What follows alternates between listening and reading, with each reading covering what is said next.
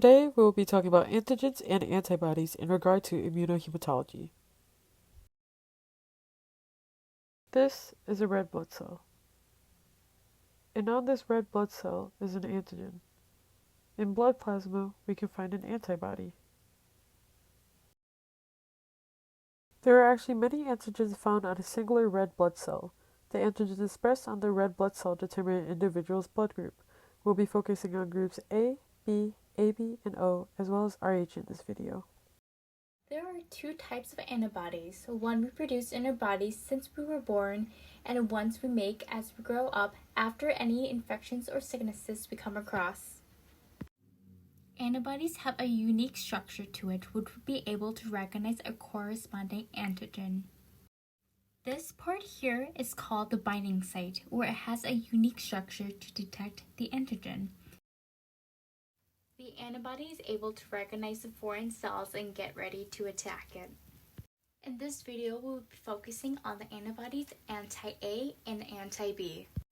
Antibodies are essential in blood typing for an individual, identifying what blood type they are. As explained before of the structure of an antibody, the antibody has a unique binding site for recognizing the antibodies in our blood.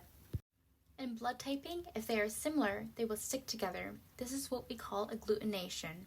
We can find this out by adding anti-A and anti-B to a person's blood to see if they agglutinate. The antibodies found in an individual's body is dependent on the antigens found on their red blood cells.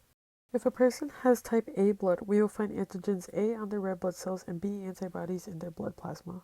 If a person has type B blood, we will find B antigens on their red blood cells and A antibodies in their blood plasma. If a person has type AB blood, we will find antigens A and B on their red blood cells and neither antibodies A nor B in their blood plasma. If a person has type O blood, they will have neither antigens but will have both antibodies A and B in their blood plasma.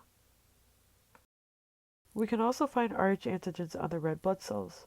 If a person with type A blood has Rh found on their red blood cells, their blood type would be A positive. If they do not have Rh present on their cells, their blood type would be A negative.